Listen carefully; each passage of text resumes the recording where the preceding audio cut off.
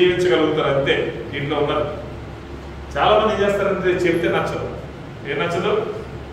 చెప్తే నచ్చదు. చెప్పిన మాట వింటే నీకు మంచిది వింటా.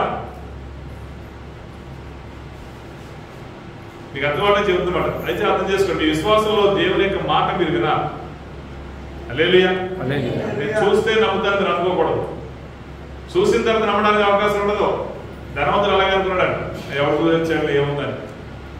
అంతే కదా, లెక్క అంతే కదా. ఎవరు చూసాడు? నా డబ్బు, నా ఇష్టం, నా అధికారం, నా భర్తలు అనుకున్నాడు. నరకం ఉందా, జీవించదు, వెళ్ళిపోతావా, నాశనం అయిపోతావా అని చెప్పినా కానీ సేవకులు చెప్పారు, ప్రావకులు చెప్పారు, ఎంతమంది చెప్పారు ఆ రోజుల్లో. ధర్మశాస్త్రం ఉంది ఆ రోజుల్లో. ధర్మశాస్త్రం అంటే వాక్యం ఉంది కూడా ఆ రోజుల్లో. చెప్పినా నమ్మలే. ఎవరు చూసేళ్ళే, నువ్వు అలాగే చెప్తావు అంటే. ఈ రోజులు ఏమైపోయిందంటే బిడ్డ, ఏదైనా చెప్పారనుకోండి, సేవకుడు ఏదైనా ఆశించి చెప్పాడేమో అన్న నెగిటివ్ థాట్స్ వచ్చేస్తాం మనం. మీకు అర్థమవుతుంది కదా, మంచిది కదా. సేవకు నిజమైన సేవకుడు ఏది ఆశించాడు. మోషే అంటాడు, వీళ్ళ దగ్గర నేను ఒక రూపాయి కూడా, ఒక గొర్రెను కూడా నేను తీసుకోలేదు ప్రభు, ఏమి ఆశించలేదు, నేను రుణస్తుని కాదు. హల్లెలూయా. మీకు అర్థమవుతుంది బిడ్డ, సేవకుడు ఆశించేవాడు కాదు, ఆశించేవాడు సేవకుడు కాదు. మీకు అర్థమవుతుంది కదా. అంటే నెగిటివ్ థాట్స్ తెచ్చుకోవద్దు, మనం వ్యతిరేక మనసును మనం తెచ్చుకోకూడదు. సేవకుల వేళ విశ్వాసాల్లో ప్రయాణంలో కొనసాగుతున్న మనము సేవకుల విషయాల్లో, దేవుని యొక్క మాటలు చెప్పేవారి విషయాల్లో, వాళ్ళ పెద్ద మనుషుల విషయాలు, అంటే సేవకుడు అంటే సేవకుడు కాదు, సంఘ పెద్దలే కానీ బాధ్యతాపరులే కానీ ఎదిగిన వారు చెప్తారు కదా మాటలు. అంతే కదా. ఇప్పుడు తల్లిదండ్రులే చెప్తారా, పక్కింటి కూడా మంచి చేయడం చెప్తారు కదా. ఎవరైనా తప్పు చేస్తే ఎవరైనా తప్పుడు కూడా ఏదో చేస్తారు అసలు అన్నా. అట్లా ఎవడు మంచి మాట చెప్పినా ఏం చేయాలి మనం? వినాలి. అంతేగా ఎందుకు పెట్టినా చెప్పేది అని ఆ మనసు మనలో దేవుడు మహిమ కలుగును గాక కదా. అర్థమైంది కదా బిడ్డ. తండ్రి యొక్క చిత్తాన్ని నెరవేర్చడానికి ఈ రోజు ఆయన యెరూషలేముకి వచ్చిన రోజు కానీ చాలా ప్రాముఖ్యమైన రోజు. దేవుడికి మహిమ కలుగును గాక. ఆనాడు ఆయన వచ్చినప్పుడు అక్కడ ఉన్న యెరూషలేములో ఉన్న ఆ ప్రజలు, మన సహోదరులు ఆయన్ని ఏ విధంగా ఎదుర్కొన్నారు, ఎంతగా సంతోషంగా ఆనందించారో, అదే విధంగా ఈ రోజు కూడా మనం ఆనందించాలని ప్రభు యొక్క ఆలోచన. ఆనందం రావాలేదా? గట్టిగా చిత్రం చెప్పండి. ఆ రోజు ఎట్లా ఎదుర్కొన్నారంటే ఆయన్ని మాటలు, అదే కదా, అంతే కదా. మట్టల్లో మట్టలాగా వచ్చింది మాట. దాటి మట్టలో ఏది ఉంటాయి కదా చెట్లు, దాంట్లో సంతోషంగా ఇట్లా ఆనందించి అలాగా అట్లా పట్టుకుని బట్టలు పరుస్తూ కొమ్మల ఆకులు వేస్తూ ఇట్లా ఒక రకమైన గౌరవాన్ని ప్రాముఖ్యతనిచ్చి ఆయన ఎదుర్కొన్నట్టు మనం చూస్తాం. కానీ ఈ రోజు మనం ఏం చేద్దాం? అదే సంతోషాన్ని కనపరుచుకుందాం బిడ్డ. కనుక మన వాళ్ళు చాలా కష్టపడి ఇవ్వాలా మన పరిస్థితి పరిచారు. ఏంటి, మనం వెళ్ళి పొలాల్లోకి వెళ్ళి పోసుకు రాకుండా, కష్టం లేకుండా మనవాళ్ళు తెచ్చిపెట్టారంట. ఏంటి, మట్టల్ని పట్టుకుని ఆనందిస్తారు. సిద్ధపరిచిన వారి గురించి ఒకసారి అల్లి చెప్పండి. దీవించును గాక. హల్లెలూయా. ఒక వాక్యం చదువుకుని మనం గేటు దగ్గరికి వెళ్దాం. అక్కడి నుంచి పాట పాడుకుంటూ వచ్చి ఆరాధనలో కొంత సమయాన్ని గడుపుకుందాం బిడ్డ. పరిశుద్ధ గ్రంథంలోంచి 40వ కీర్తన.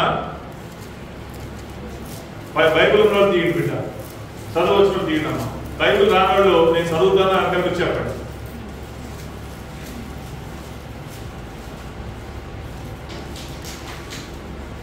నలభైవ కీర్తనలో, పరిశుద్ధ గ్రంథం 40వ కీర్తనలో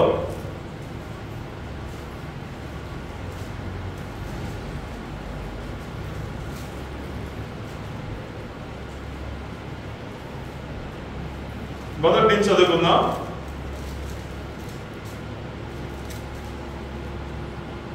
11వ వచనం చదువుకుందామా? నేను చదువుతాను. యెహోవా కొరకు నేను సహనముతో కనిపెట్టుకుంటేని, ఆయన నాకు చెవియొగ్గి నా మొర ఆలకించెను. నాశనకరమైన గుంటలో నుండి, చిగటగల దొంగ ఊబిలో నుండి ఆయన నన్ను పైకెత్తెను. నా పాదములు బండ మీద నిలిపి నా అడుగులు స్థిరపరిచెను. తనకు స్తోత్ర రూపమగు క్రొత్త గీతమును మన దేవుడు నా నోట నుంచెను. అనేకులు దానిని చూసి భయభక్తులు కలిగి యెహోవా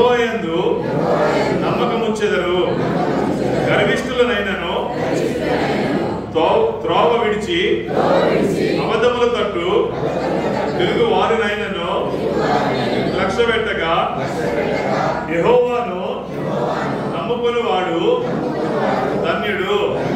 యెహోవా నా దేవా, నీవు మా యెడల జరిగించిన ఆశ్చర్య క్రియలను మా యెడల నీకున్న తలంపులు బహు విస్తారములు, వాటిని వివరించి చెప్పేదని అనుకుంటున్నా అవి లెక్కకు మించి ఉన్నవి.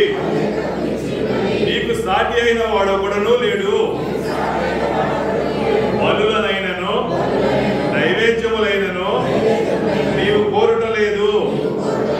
నీవు నాకు చెవులు నిర్మించి ఉన్నావు. దహన బలులనైనను పాప పరిహారార్థ బలులనైనను నీవు తెమ్మనలేదు. అప్పుడు పుస్తకము చుట్టలో నన్ను గూర్చి రాయబడిన ప్రకారము నేను వచ్చి ఉన్నాను. నా దేవా, నీ చిత్తము నెరవేర్చుట నాకు సంతోషము. నీ ధర్మశాస్త్రము నా అంతర్యములో ఉన్నది. నా పెదవులు మూసుకొనక మహా సమాజములో నీతి సువార్తను నేను ప్రకటించి ఉన్నానని నేనంటిని. యెహోవా, అది నీకు తెలిసే ఉన్నది. ఈ నీతిని నా హృదయములో ఉంచుకొని ఓరకన ఉండలేదు. ఈ సత్యమును, నీ రక్షణను నేను వెల్లడి చేసి ఉన్నాను. నీ కృపను, నీ సత్యమును మహా సమాజమునకు తెలపక నేను వాటిని మరుగ చేయలేదు. యెహోవా, నీవు నీ వాత్సల్యమును నాకు దూరము చేయవు. నీ కృపా సత్యములు ఎన్నడను నన్ను కాపాడును గాక. దేవుడు మనందరినీ కాపాడును గాక. ఈ మాటలను దీవించి ఆశీర్వదించును గాక. హల్లెలూయా. చదువు ఈ లేఖనం చదవడానికి కారణం ఏంటంటే అమ్మా, రెండే విషయాలు చేసి మనం వెళ్దాం. 7, 8 వచనమాట. ఈ మాటల గురించి దేవుడు గురించి చేసినమాట. పుస్తకపు చుట్టలో నన్ను గూర్చి రాయబడిన ప్రకారము నేను వచ్చి ఉన్నాను. వచ్చి ఉన్న ఆ వ్యక్తి దేవుని యొక్క చిత్తాన్ని నెరవేర్చడానికి సంతోషముతో నేను వచ్చి ఉన్నాడంట.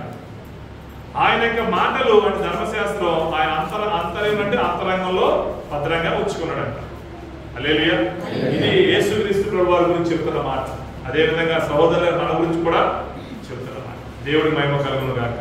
ఆయన వస్తున్నాడంట, వచ్చాడంట, వస్తున్నాడంట. ఈరోజు పుట్టడం కూడా పుస్తకం చుట్టలో ఉన్నట్టుగానే పుట్టాడు.